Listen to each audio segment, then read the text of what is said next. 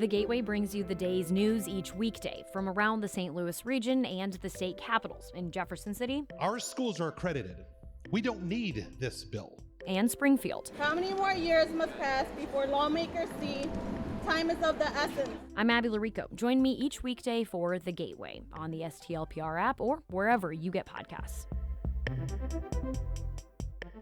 Hi, everybody. This is Jason Rosenbaum, one of the co-hosts of the Politically Speaking podcast. If you listen to this show regularly, you probably know Jason Kander's story. Missouri's former Secretary of State nearly won a U.S. Senate race in 2016, a result that sparked speculation that he would seek the presidency in 2020. But Kander pulled the plug on his electoral ambitions in 2018 when he pulled out of the Kansas City mayor's race to seek help for his post-traumatic stress disorder and depression. Kander is opening up about his journey through state and national politics while struggling with mental health issues stemming from his time in Afghanistan. His new book, Invisible Storm, A Soldier's Memoir of Politics and PTSD, is a raw and honest account of how PTSD and depression affected his political and personal life. Kander will be talking more about his book at 7 p.m. July 14th at the J. Mirowitz Performing Arts Center in Creve Coeur. But he spent nearly an hour talking with me in June, including what happened when he decided to go to the Veterans Administration to seek help. So that was the day before I made my announcement that I was stepping back from public life to go to the VA to get help. I actually first went to the VA to get help, and I ended up in the ER, in the suicide hold room, because I had indicated that I was having suicidal thoughts. And along the way, as I was being processed, I kept noticing that everybody was recognizing me. Nobody was like asking for selfies or anything, but you can tell when people kind of do a double take, which usually was not a problem. I mean, as a politician, oftentimes that's kind of the goal. That's how you get people to vote for you. They got to know who you are first. But when you are checking into the suicide hold in the emergency room at the VA, it's not like the ideal place to have everybody recognize you. So it was kind of mortifying until this guy came in to see me and was the first person who really didn't seem to know who I was. And at first that was like a big relief. And then over the course of the next 30 minutes, he proceeds to ask me questions about my symptoms. And I explained that over the last 10 years or so, I had been having everything from, night terrors to feeling like I was in danger all the time, like my family was in danger all the time. And that had grown into sort of a self-loathing and an inability to feel any sort of joy and eventually depression. And then that had led me to where I was with suicidal thoughts. And so I tell him all this, and he asked me, well, do you have like a particularly stressful career or something? And I say, well, I'm in politics. And he's asked what that meant. And so I kind of briefly explained, like, well, I was going to run for president earlier this year, but then I decided to run for mayor, but I'm going to call that off tomorrow so I can get help here. And he just looked really confused, and he's like, president of what? And I said, of the United States. Now, you got to remember, this guy is looking at somebody in, they've taken away all my belongings. I'm sitting there in scrubs that don't fit, and I've got like my arms wrapped around my knees, and I'm this 37-year-old patient in the suicide hold explaining that I was a presidential candidate earlier in the year. And he looked a little skeptical. And then he eventually asked me, he said, well, who told you could run for president? And by this point, I've gone from feeling mortified that other people were recognizing me to just kind of irritated that this guy didn't believe me. And I said, well, I don't know what to tell you, man. I spent an hour and a half with Obama, just me and him in his office, and he seemed to think it was a pretty good idea. And then this young psych resident thought about that for a second and then asked me, so how often would you say you hear voices? I have to admit, when I read that, I literally laughed out loud. That was a very good way to start this book. But Thanks. I think at its core, like, the question that I had from reading it was, why was succeeding in politics for you so vital instead of getting help for your PTSD and depression? Well, there's a lot to unpack there. I mean, you got to go in reverse with the question, right? I mean, first of all, I spent most of that 11 years not admitting to myself that I had PTSD because the Army had trained me, like it trains everybody else, to believe that whatever I had been doing in the military was no big deal. And they do that on purpose, and it's necessary. I don't fault the Army for that. Because if you don't make everybody believe that what they're doing is no big deal, well, then they're not going to go do dangerous things over and over again. I was not going to keep going back into rooms to gather intelligence from people who might want to kill me with virtually no backup and nobody knowing where I was, if I was of the belief that that was unique. If I had bitten from that tree of knowledge, I don't know if I could have done the job. So, they trained me like they trained everybody else to believe, it's no big deal. Somebody else has it worse. But the problem is that when you get out of the service, at least in my case, nobody flips that switch off. Nobody sits you down and says, actually, that was pretty crazy. And you might need to see somebody because that might affect you. And so as a result, all those years that I was having all those symptoms, I was still of the belief and of the understanding that what I had done was no big deal. So there's no way it could be PTSD. I hadn't earned PTSD. And so that was part of it. And then what I didn't know at the time was that while I was in politics because I care about my state and my country, and I came from a public service oriented background, I think the reason that I drove myself as hard as I did was because I was looking for some sort of redemption.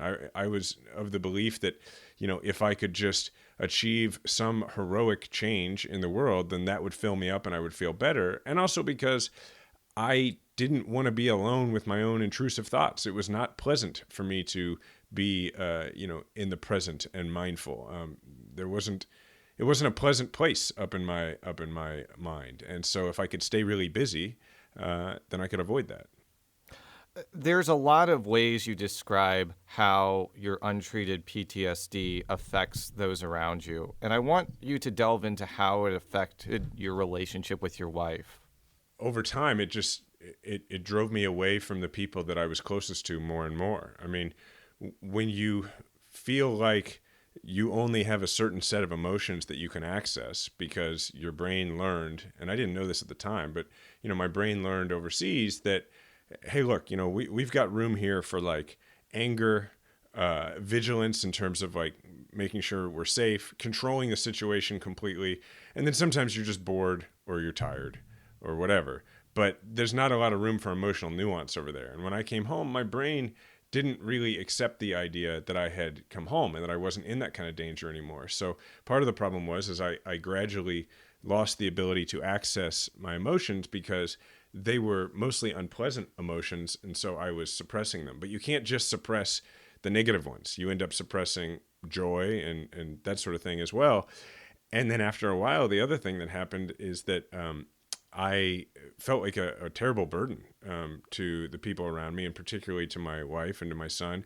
And so without really knowing it, I was isolating myself emotionally from them. And I really was struggling with the ability to be emotionally present at all. The only times I really felt present for the most part during those years was when I was performing, politically, if I was up giving a big speech or a big interview or, in a very important fundraising meeting, that sort of thing. It was that adrenaline rush that allowed me to feel present in the moment, just the way I had been present and fully utilized in the moment in Afghanistan. But, being with my son, who I no doubt loved very much, but couldn't be fully emotionally there because my mind was elsewhere. There's a really striking passage in the book about how you were terrible to be around and you went to bed angry and woke up angry and was impervious to good news and virtually impossible to cheer up. You yelled at your wife, Diana. You snapped at staff. So it seemed like it not only affected your family life, but it also affected how you navigated through politics, especially in 2018. Yeah, that passage is from the part of the book where we get really near my actually stepping away because so that was after I had decided not to run for president and had started running for mayor. And the mayoral campaign, in every objective way, the campaign was going great, right? I mean, we were going to win and it probably wasn't going to be close, which sounds like bragging, but look, if you're going to run for president and you decide to run for mayor instead, like you really ought to be the front runner, or what were you doing in the first place, right? And so that's where we were. And up until that point, my wife had seen this other side of me that was struggling, but I had rarely ever, yelled at her or anything like that. I mean, I was never violent or anything, but I had never I had never been like that at home, really to that degree. And what I had definitely never done is snapped at staff or anything like that. I mean, the hardest part for Diana, for my wife, there were a lot of hard parts of it, I think, were that, she was really the only she was the only person who had seen that version of me much at all over the years. But now it was getting worse, and it was getting worse faster. And so it was bleeding out, outside of my house, and it was affecting the way I was behaving elsewhere as well. And so that was in the final months before I decided to get help. And it coincided with me increasingly having suicidal thoughts. And that ultimately is what drove me to get help, was a feeling that I was frightened by it, and I didn't want to die. And ultimately that's what got me to call the Veterans Crisis Line. From a structural standpoint, a notable divergence from many memoirs that I've read is that you include Diana Kander's sentiments throughout the book. Why did you think it was important to have her perspective in this memoir? Well, there's a few reasons.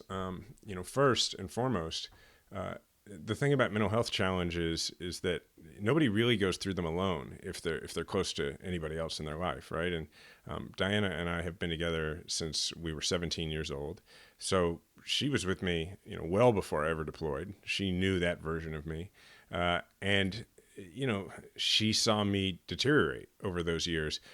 But then the other reason is I really wanted people to understand what her journey was like as well.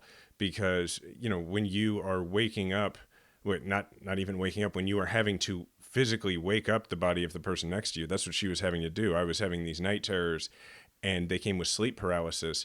And she used to, somewhat jokingly refer to herself as my service animal, because when I was having these night terrors, she could tell, and she would sleep kind of light, and then she would like shake my body so that I'd wake up.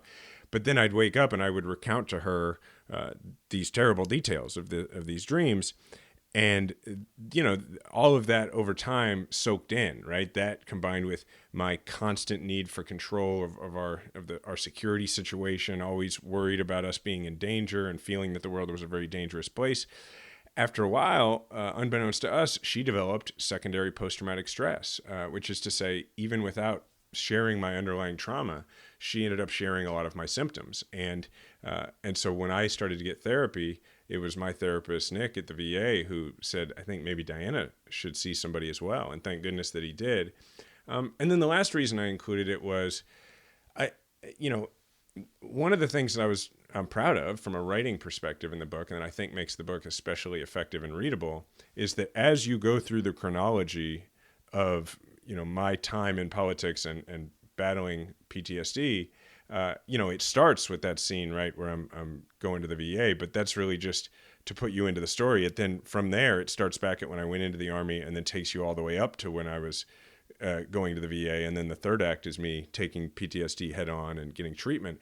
But the writing device that I used was, at no point in the book do I allow myself as the narrator to use language to describe what I was going through that I didn't have at that time in the story. So while now I've been through, therapy, and I have the language to describe all of these things, I didn't have that when I was running for state representative. So I was careful to write that stuff in a way that was, instead of saying, I was hypervigilant, I explained how, I was sure that I was in danger all the time and that my family was in danger. And because I didn't allow myself to use that language to describe it at that time, I recognized that it was important for the reader to have access to a narrator that could describe what they were seeing, and not just my, clearly distorted view at the time. So it was important for Diana to be able to be there at least once a chapter, to come in the first person and say, here's what I was seeing in Jason's behavior at that time. Can you describe how you felt in the immediate aftermath of pulling out of the Kansas City mayor's race and disclosing that you were going to get help for PTSD and depression? Because from reading the book, it wasn't really an immediate sense of catharsis. Like, there was a long process before you got to the point where you are today. Oh, for sure. Look, therapy is work. And when I made my announcement, and I actually had a conversation with my great uncle, where he said to me, therapy is getting a master's degree in yourself. And that was a a perfect description because, really all that happened when I announced, okay, I'm going to stop everything and I'm going to go get help. I went from being somebody who was scheduled every minute of every day, which I had been for about 10 years, there was nothing on my calendar except a weekly therapy session. And what that meant was that I was left with these intrusive thoughts, and I had nothing to distract myself from them. And combined with, I was still just racked with depression. And, I didn't know what the heck I was going to do with the rest of my life. and on top of that, as great as it was, as encouraging as it was, that it seemed like literally the entire country from, like the leaders of both political parties in this country, leaders of parties in other nations, like everybody was issuing these public statements of support of me and some were calling me about it and everything. That was encouraging, but it also made me feel like the entire world was just pitying me. And it's hard not to, even like when you're having a good moment, right? Like maybe you're not thinking about your future and you're not thinking about your more traumatic memories from your past. You're just like picking out avocados at the grocery store, going about your day. It can affect your mindset when you feel like the whole world thinks you are, as I put it in the book, the smoking crater where Jason Kander fell back to earth and just assumes you're, in a fetal position in a corner somewhere. And so it was confusing. And what it allowed me to do was to really focus on my treatment. And so I went to therapy, I did the work, and then I did the rather extensive homework that I was given in between. And I get into all of that in great detail in the book because I want people to be able to visualize what trauma therapy is, because I think if they can visualize it and they can see it, it might be a lot less daunting and they might be a lot more likely to undertake it. So I'm a Missouri political reporter. I think we've known each other since 2007, even before you ran for state representative or while you were running for state representative. And one of the things I really loved about this book is how you explain how you navigated through the Missouri political world. Like, I think for the layman, they only hear about Missouri politics when something really bad happens or something really unusual happens. But this is actually an exploration of kind of the banal intricacies of this ecosystem, like running for office, standing out amongst your peers, dealing with like competitors. What was your general feeling about what it's like to be in Missouri politics? Well, the thing about my perspective on it was that for me, and for me, the book it's a mental health memoir about a guy, me, who happened to be navigating Missouri politics and then navigating national politics and then pursuing the presidency, just a standard coming of age tale, but while secretly battling this psychological disorder. But so for me, I think, my early stage in Missouri politics was colored a lot by a real strong sense of righteous indignation that I had. And some of that was due to trauma, right? I mean, it was coming from Afghanistan, feeling as though, there were decisions that were made by politicians while I was there that negatively affected our mission and put us in danger. And then coming home and seeing, in 2007, things like Medicaid cuts and feeling like there was a direct through line between how those kind of decisions got made, which all of that is normal and would make perfect sense. What you have to add on top of that for me was that I, unknowingly at the time, was using a low level of simmering anger within myself to try to control the situation around me, because I had learned in Afghanistan and hadn't really unlearned for many years that if I didn't control everything around me, I would die. And so that meant that when I got to the state legislature, people who disagreed with me or people who didn't feel that things like campaign reform or ethics reform or lobbying reform were important, or felt that it was more important that the speaker not take away their committee assignment or their parking spot than that they do the right thing, I just couldn't stomach that stuff. And I don't mean I couldn't stomach it in like I was the one person of virtue. I mean, like, I genuinely believed I was the righteous sword of, the flame of legislation, and anybody who stood in my way was just a villain. And it I believed, for instance, that at that moment that every Republican I encountered was Donald Rumsfeld until proven otherwise. And so it made it kind of difficult to forge consensus. And and I mean, you kind of talk about this, about how some of this anger you alluded to, like, bled into like your first campaign when you're running for a state house seat. Now, look, I think serving in the Missouri legislature is great and glamorous and all whatnot, but I don't know how glamorous. You really describe in this. I may be a little bit facetious there, but like you talk about like running for this state house seat in this heavily Democratic area, like you are running for president of the United States, even though you're going to be serving in the super minority and making like $35,000 a year and unable to do very much without the help of Republicans.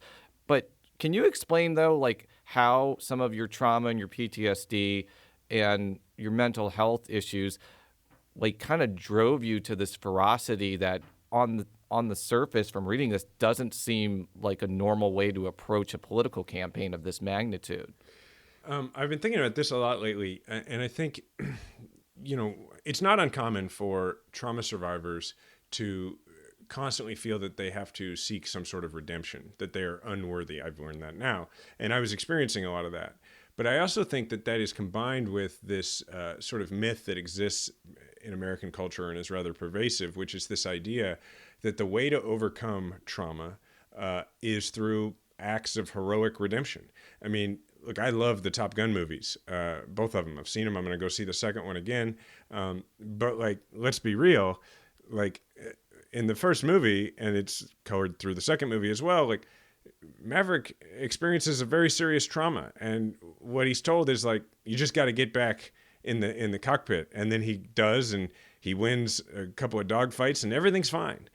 And that's pretty well the normal way that Americans have told the story of trauma for a really long time. It's not necessarily how other cultures do it, but it's how we do it. And like a lot of people, I bought into that. And so I think a lot of my striving was this idea that if I could just make this difference, if I could just win this race, if I could just, blow out this fundraising quarter, get the poll numbers to be this, I just kept telling myself this lie that I'll feel better when this happens, I'll feel better when that happens. So then, when I first come home and I'm running for state representative, and I'm running in a primary against two people who are perfectly lovely people, by the way, I felt like, I was on this mission, this continuation of my mission overseas, and I had to go seek redemption because I had friends who had been hurt physically. I hadn't been hurt physically. I had friends who were still over there. I wasn't. I had only done the one deployment, and it had only been 4 months, and I just felt I hadn't done enough. And it turns out most veterans feel they hadn't done enough. But so that's why, even when I knew I was probably winning that race, I didn't stop. In fact, I lost 15 pounds during that race, didn't sleep the whole time, ended up winning a 3-way race with 68% of the vote, thought, well, that's going to make me feel better, and that lasted a couple of days. And then, the insomnia and everything came right back. And then it became, well, I have to do something truly transcendent in the state legislature. And it was always a goalpost to move the whole way. Did you not feel that same joy when you won the Secretary of State's race? Like, I've said this before, like, with the exception of Peter Kander, I think Shane Scholler was the best Republican candidate of that cycle. And I think it was genuinely impressive that you won, albeit narrowly. Like, did you not really feel any sense of accomplishment after you were able to go from being kind of an unknown state rep to being a statewide official? I felt a sense of accomplishment because the one thing that I never really lacked for whatever reason was confidence in my own abilities. I always, throughout all of this stuff, believed that I was really good at this and that I could perform on any stage, and in fact felt I should be on any and every stage. But what I didn't feel was a sense of contentment or satisfaction with that accomplishment or anything like that. In fact, what I felt instead, that's what I expected to feel the whole race. And I talk about this in the book, that the whole time working really hard through that campaign, I thought that when I won, it was gonna feel, like elation. But instead, what it felt like was relief, because the entire time that I was awaiting those election results on election night, it was a situation completely out of my control. There was nothing I could do. And so I was actually at my watch party waiting on the results, and I was re-experiencing a memory from Afghanistan, which frequently happened when I was in a situation I could have no control over, like awaiting election results. And because my body and my brain had learned that any loss of control, any threat of any kind was potentially death, I had, unbeknownst to myself at the time, lost the ability to sort of regulate and triage which threats were major and which threats were minor. So as I sat there in the back of my watch party waiting on these results, or in a hotel room before we were at the watch party, it just felt like I was dying, like I was going to die, because that's how my brain understood threats. And it came to be eventually that it understood threats to anything, including my career, that way. So when I won, what I felt was relief. It was like the plane had been crashing and then it leveled out at 300 feet. I mean, that's how it felt. It was like, oh, I'm not going to die today. Now, you decided to run for the U.S. Senate, I think in late 2015, maybe. I forgot the timeline. Time has no meaning now, basically. But I announced in January of 2015, I think, or February 2015. Did you believe when you announced that you would be a serious candidate? Like, did you believe that you could beat Roy Blunt at that point? Yes, I did. And again, that's because, look, for whatever reason, the one thing that never flagged for me was a belief in my own abilities.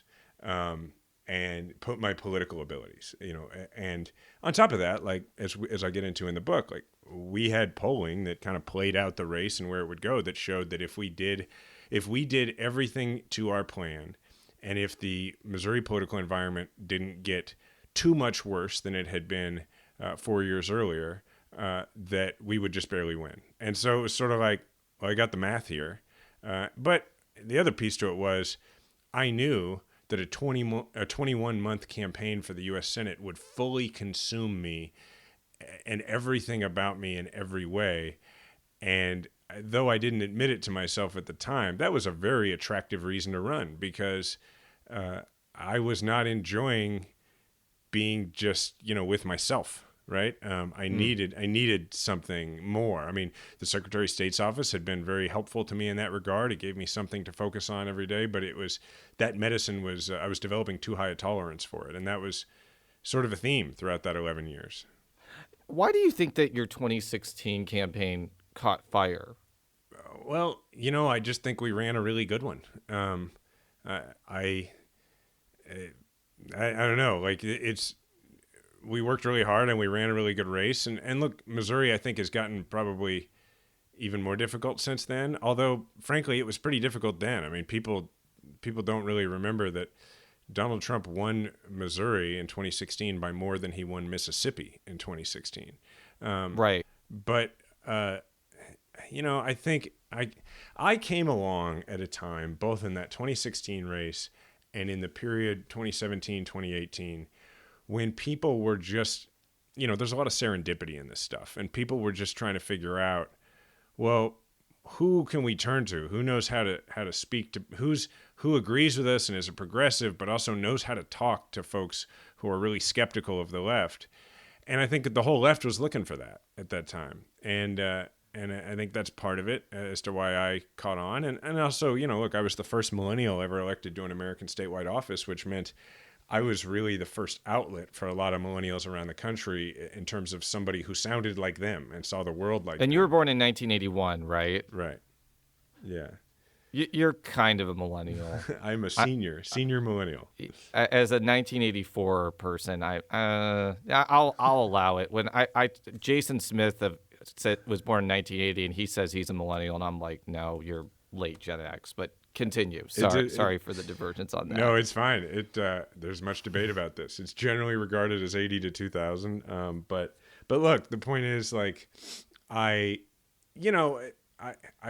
came along at a moment where I guess I just sort of hit a wind stream, and as far as nationally why it caught on, I mean, in Missouri it caught on because I think people were, I don't know, it's the same reason I won the race in 2012.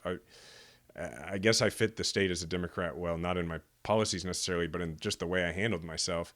But then, I had the gun ad, and that's what caused people to pay attention to me nationally. And I think there were other factors too. There were other Senate races that were expecting to be competitive in like Illinois and Florida that fell flat. So I think your campaign benefited from that.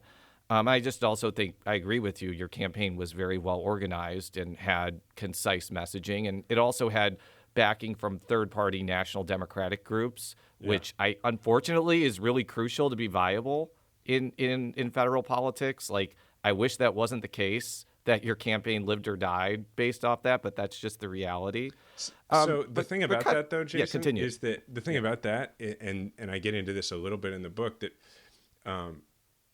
about how difficult that stuff is and the pressure that it places on somebody and how that played out with my mental health is that, from the outside, it just looks like, oh, well, yeah, so he had people backing him, like third-party groups backing him. But there's a whole separate campaign that goes into that every candidate has to go through. I mean, you have your campaign in the state, and then you've got this whole other campaign that you have to spend just as much energy on, which is convincing national donors and sort of national prognosticators and national party people, not that you are a good guy or that like they should like you or whatever, just that you can win, because that's all they care about, right? Like they care about, are you going to add one to the ledger on their side? And so you have to run this nonstop viability campaign, and a lot of the time it involves physically going there and making your case over and over again and giving them the little 101 on what the dynamics of the race are.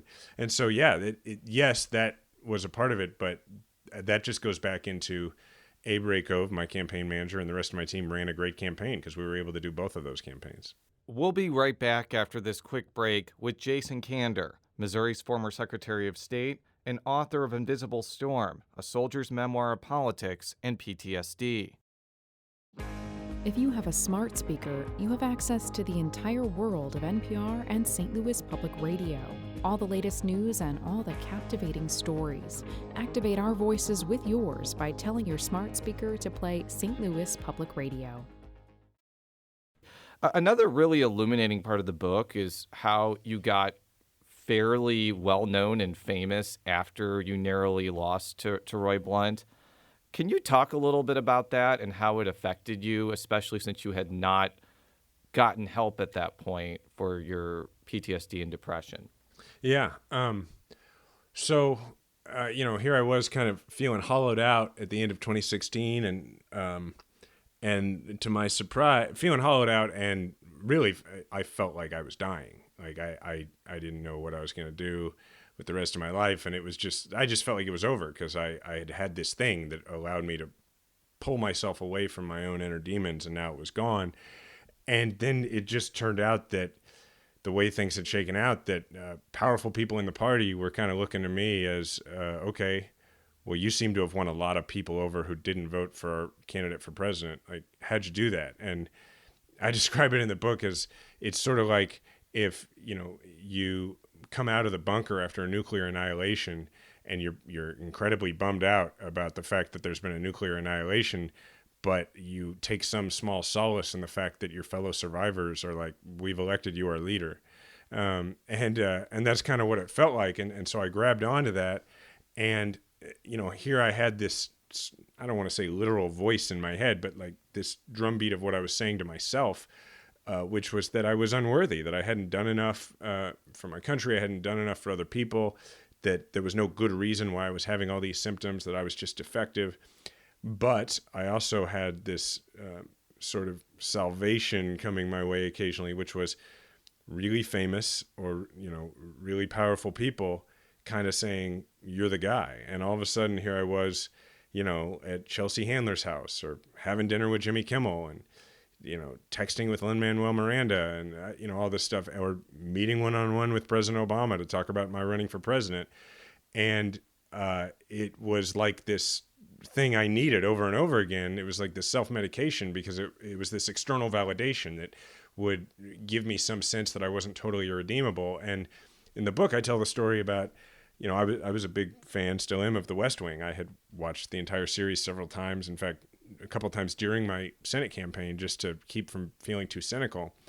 And I had become friends after the campaign with Bradley Whitford, who had played Josh Lyman on the show, and some of the writers of the show. And I had started this organization, Let America Vote. And so in 2017, I'm out in Los Angeles and we're doing a fundraiser for Let America Vote, and Brad's there and some of the writers and others. And afterwards we go out to dinner, and one of the writers, Eli Addy, he says something along the lines of, what we need in 2020 is a young vet from the Midwest who can win over Trump voters, kind of teeing up the conversation about me running for president. And next thing I know, sitting across from me at the table, Bradley Whitford and Janelle Maloney, who played two of the main characters on the show, Josh and Donna, two White House staffers from the show, they go about then making the case to me quite seriously about why I should run for president. And it was just too surreal. Like, I was a huge fan of that show. And now, I'm friends with Brad, it wouldn't be quite so surreal. But at that moment, early in our friendship, I just felt like Josh Lyman and Donna Moss from the show were trying to convince me to run for president. Yeah, and I want to ask about that. I hope this doesn't come off as an offensive question, because No. I know I just said, your Senate race in 2016 was impressive. But how realistic was it that a former down ballot statewide official who lost a Senate race could be a top tier Democratic presidential candidate in 2020? Because you described the reasoning in your book, but on the surface, just with me stating those facts, it doesn't seem that plausible. Why was it plausible in your opinion? Yeah, well, at first I had my doubts as well, right? But then, people just kind of kept coming my way. And then some other things happened, like President Obama in his final Oval Office interview before leaving the White House was asked who gave him hope for the future of the Democratic Party. And the first person he mentioned was me. And then he sort of started mentoring me a bit. And then, I just kept getting mentioned on national news as a guy who could run. And then at one point I asked my friend Josh Earnest, who had been President Obama's press secretary, is this crazy? And he was like, Jason, Donald Trump is president. It's not crazy. He was he goes, if you weren't already thinking about it, I'd be encouraging you to start thinking about it. And so I can't really explain why that became viable, but it just sort of did. And again, I caught a wind pocket. And then when we started Let America Vote, we ended up with a larger political operation in Iowa and New Hampshire than either of the two state parties. And so we had the organization. And I think at that moment, I sort of had the brand. I'm not saying I would have been the nominee, who knows? But I all of a sudden I was quite viable. And but to your question before this, that stuff was exhilarating. I describe it in the book as, all of a sudden being seated at the cool kids table. But I also felt enormous shame over it, because I still felt completely unworthy. I'd become famous for, an ad about my service, which I didn't feel my service was adequate. And I certainly didn't feel it was adequate, to meet the symptoms that I was having. And I felt like a terrible guy, because here I was running around the country with big stars, and my wife was at home with our son, and my family wasn't quieting the invisible storm in my mind, only my career was. And I just didn't like myself. And so it was a struggle that way. Now, I'm really glad that you mentioned Tom Eagleton in your book, who's somebody who I truly admire as a Missouri political figure. And for people that don't know, Thomas Eagleton was a senator for 3 terms. He was picked as George McGovern's running mate in 1972, and then withdrew after it became public that he did electroshock therapy and had gone to treatment for mental health issues. And I've read 2 memoirs about Thomas Eagleton. I believe that he suffered from some pretty severe bipolar disorder. And I think you came to the conclusion that it was probably the right move for him not to be the vice president, because if he had become president, he may have not been able to handle the pressures. Let's just say you had run in 2020 and won. Would you have had the same problems that Thomas Eagleton would have had of actually serving? I don't know. Probably. I mean, look, I didn't even make it that far before it was either get treatment or, I started feeling like I was repeating often at that point, but right before I got treatment, that line from Shawshank Redemption, get busy living or get busy dying. So look, had I I mean, actually, I think it's a pretty simple answer to your question, which is, had I not gotten treatment when I did in 2018, I probably wouldn't be talking to you right now. I don't think I would have lived through it. So had I run in 2020, I don't know. I don't know that I would have made it to election day. It's a completely different place from where I am now, thank God. But it's funny, I haven't really thought about it that way. I clearly have thought often about what I would do if I were president, but when I haven't thought about what if I had been elected in 2020, because I guess I just kind of feel like I don't think I would have made it to November of 2020. Well, let me flip the question around. Let's just say that you had gotten treatment for PTSD and depression. You had been public about it, and you decided to stay in the Kansas City mayor's race, and then you ran for president. Do you think that you would have been able to be president at that point? Yeah, absolutely. I mean, look, that's one of the things I wanted to get across in this book. In addition to helping people understand what this sort of treatment and therapy and what this experience is like of having untreated PTSD, and then the value of treating it, I want to make sure that people who have suffered trauma actually have something that I didn't think I had, which was somebody to look at who was experiencing post-traumatic growth as a goal, even though those people are walking around all the time. They're amongst us everywhere. But nobody talks about it. Nobody, and I don't mean people are afraid to talk about it. I mean, the depictions of PTSD, whether fiction or nonfiction, that we consume, in movies or in news or whatever, they're PTSD porn, which is to say they are people going through the throes of PTSD untreated. They are beating their spouse or, using drugs or, robbing a bank, sometimes all three, because that's the simple way that our culture has decided to understand it. And what that means is that we think, just like I thought for many years and therefore didn't seek treatment, that PTSD is a terminal diagnosis from both a career and possibly a life perspective. I want people to understand that's not the case. I want people to know what I didn't know until I was a few months into therapy, that you're supposed to get better, and that most people who commit themselves to the program and to the homework of it really do get better. So the answer to your question is, look, this is the most clever way, Jason, that anybody has asked me the question of, do you think you could be president now? Props to you, because everybody finds a way to ask it. And I'll tell you, I don't want to run for president right now. Maybe one day I will, but I don't have any desire to run for anything right now because I love the job I'm doing and the life I have right now. But do I think I could be president? Yeah, I think I'd be a really good one, because we got all sorts of people running around our world, including in our politics, who have stuff that they need to deal with. And I'm going to have more stuff in my life that I need to deal with, and I'm going to deal with it. But I want people who have dealt with their stuff. I want those people to be in charge. And I wanted people to know in writing the book that if you go get treatment, you'll feel a lot better. It's worth it. But I also wanted people who might be doing the hiring of people who have gotten treatment to know that you would rather have the person who has had treatment. That if somebody's got PTSD and they treat it, then they're better off for it, and they can do any job. Oh, you kind of did this transition for me, but is this book a precursor to the long-awaited Jason Kander comeback that all of us continually ask you about? No, it's definitely not. And that's because I don't look. My life is right where I want it to be right now. I'm coaching Little League and hanging out with my wife and my daughter and my son, and I'm playing baseball again, and on a adult, not softball, but baseball team, and I love it. And I have a job at Veterans Community Project that is truly meaningful and that I love doing, and I'm getting to grow it across the country, including in St. Louis. So no, it's not.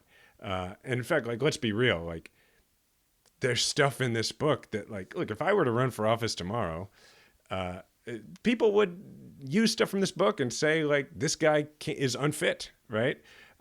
I think I could navigate that, but I don't think somebody who is hey, buy this book so that you're ready for when I announce for president in a year, this would not be the book you would write. This is a book that I made the calculation that my contribution in writing this book to the world and to help people, maybe save their own lives, was worth it if it precludes me at some point from running for something if I choose to. Well, this is the second time I've talked with you since you made your announcement, and both times you just seem genuinely happier being out of elective politics. I know you said that you're not going to completely take away the possibility that you may run for office again, but are you willing to sacrifice whatever peace of mind you have now to get back into the electoral arena? No, and that's one of the things, not to spoil where the book lands, but one of the things I make clear is that America and I are square. The difference between me now and me then is I understand now that I actually have done quite a lot and that I've done enough. I still do things for my country. I still engage in politics. I still have a pretty popular political podcast. I still do things as an activist. I'm on, the board of Giffords, the board of Let America Vote. I still do those things, but I do them because I want to, and not because I think I should or because I think I have to. And I don't do anything so that I can do other things in the future. I just do things that matter to me right now. And if I run for office again, it'll be because I get to a point in my life where I come to a place where I find that I can serve in office and enjoy my family and my life at the same time, because I actually think I've earned that now. And here's maybe the most important part of this is that, in the last few years since leaving elected office, I am 100% positive that I have made a greater impact on the world than I ever did serving in office. I mean, recently with the work I've done as a volunteer just in Afghan evacuation efforts to get, Afghan allies, well over 1,000 people who helped our country out of a living hell in Afghanistan. The stuff I'm doing with Veterans Community Project to help house and treat veterans who really need it around the country, including there in St. Louis. And with this book and with advocacy on mental health, and frankly, just, as I think just my announcement in and of itself almost 4 years ago, and the way that it helped a lot of people be seen or feel seen, I am just 100% positive that I've accomplished more in terms of making the world a little bit better place out of office than I had in it. And that for me just makes it pretty hard for me to get really motivated to want to go be in office, because I don't any longer have this desire to live in the future or outside of myself because I'm enjoying the present. Does the constant demands that you or Claire McCaskill or Jay Nixon run for something speak to a broader problem that the Missouri Democratic bench is not really that robust, and they have to turn to all these people that were successful in the past? Yeah, because here's the conversation I have somewhat frequently when people call me about this. First, sometimes people will say like, no, you have to run. And I try and remember that it's really nice to be asked, and it's really flattering, and that I worked really hard to get to a point where people wanted me to do that kind of thing. And so I try and not say like, I don't have to do anything, actually. I've done my part, because that's not very nice, but sometimes it's how I feel. But what I also tell people is, look, we need to stop thinking about every election cycle as a search for some sort of savior, or turning to, those of us who already have that name recognition and saying, bail us out, because that's not sufficient. I mean, if you look at what they've done in other states, if you look at Georgia, if you look at Colorado, if you look at North Carolina, what they did and what Missouri needs to do, and there are people like Laura Granich and others, and Stephen Weber, and a lot of people who are doing this work, and they need to be supported.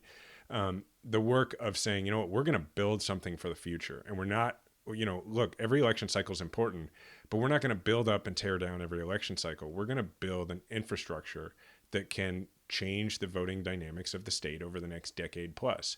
And everybody, donors, others who call me about this, I say, look, if you want to make a difference, that's what you need to get involved with. Don't get me wrong, support candidates right now, but you got to stop living and dying by what happens every 2 years. It's not a long-term strategy for success. And there was a reason I asked the Thomas Eagleton question, and I guess it was a roundabout way of, can Jason Kander be president? But I think it spoke to like a broader question about whether there's still a stigma in American politics of people who've had very public mental health episodes, because Thomas Eagleton had a very successful political career after 1972. He won 2 elections. He did a lot of things in the United States Senate that reverberated for years and years and years. But what everybody talks about is how he was bounced from the ticket because of electroshock therapy. Do you think we've reached a point in American politics where people can be more multidimensional than just one thing that kind of becomes their drawing point. Well, yeah, I mean, just look at the way we consume all media at this point, right? I mean, everything is multidimensional. Like, you look at, I hate to use like The Rock as an example of this stuff, right? But like, look, The Rock makes movies that are super popular, right? But he understands that his longevity in terms of popularity with the public doesn't depend on, because he makes the same movie over and over again, and he knows that. So what does he do? He has like an Instagram following where he does all sorts of different stuff on Instagram, and then he has different products, and like, or look at like my favorite example, my wife brings this up all the time. How is it possible that Snoop Dogg has remained relevant this long? The answer is because Snoop Dogg is always showing you different parts of Snoop Dogg, right? Like, I mean, like when you and I were kids, and like maybe you're like me, one of the first albums you ever bought, first CDs was The Chronic, which had Snoop Dogg on it. Like, did you think that Actually, you were very correct there. One of the first albums that I ever bought was Murder Was the Case by Exactly. Snoop Dogg. My mom listened to it, heard all the profanity in it, made me take that CD back, and banned me from actually listening to music with bad words until I got my own debit card. There's a fun story in interjection, but continue. No, but it actually perfectly dates the two of us, because for me, I mean, I think that album came out 3 years later, and you're 3 years younger than me. But my point is, at that time, if somebody had said to you, when you're in your late 30s, early 40s, Snoop Dogg will have a cooking show. Like, no, right? But the point of it is, I'm not saying like you've got to constantly be performing differently. What I'm saying is the public at this point, they're not satisfied, whether you're a politician or a pop star or whatever, they are not satisfied for just seeing what you package for them, right? That's what's changed in campaigns, is people expect to see the 360-degree view of you. Now, like, do they want that to include, me writing a book where I talk about searching the perimeter of my house with a gun at night and, having violent night terrors where I think I'm being kidnapped, or having, reenactments of trauma while I'm in meetings with donors or giving speeches? Or no, I don't know that it goes that far necessarily. But my point is, I think we're getting to a point where people have such 360-degree access to everybody, including politicians, that, yeah, I guess they're just expecting a lot more vulnerability and humanity. So I don't know if that means, look, I don't think that, like, if I were to run for office again, that me having PTSD is like a huge feather in my cap. But your question is more like, is that something somebody like me could overcome? Yeah, I think probably so. But then again, remember that the one thing about me that's never flagged is my completely outsized confidence in my abilities. So. Well, Jason, thank you so much for talking with me today. And before I let you go, I want to give you a chance to tell our listeners like how to buy the book, and also to give them a plug for the fact that you're going to be in the St. Louis region to talk about your book with State Senator Jill Shoup. Yes, thank you very much. I appreciate it. So you can buy the book. You can pre-order the book wherever you get books, but I think the best place is to go to invisiblestormbook.com. It's invisiblestormbook.com. All of my royalties for the book, by the way, go to the fight against veteran suicide and veteran homelessness by being donated to Veterans Community Project. And if people want to come to a book discussion that I'm going to have on July 14th, it's myself and Jill Shoup in front of an audience, and I'll hang around afterwards as well. I think you also get a signed copy if you pre-order through this. It is being put on by the St. Louis County Library and Left Bank Books, and the event is at the Jewish Community Center there on July 14th at 7 p.m. And I would really look forward to seeing everybody. That's Jason Kander, Missouri's former Secretary of State and the author of Invisible Storm, A Soldier's Memoir of Politics and PTSD. You can find out more about his book by going to stlpr.org. Politically Speaking is a product of St. Louis Public Radio, which is part of the University of Missouri St. Louis. I'm Jason Rosenbaum, and thank you for listening.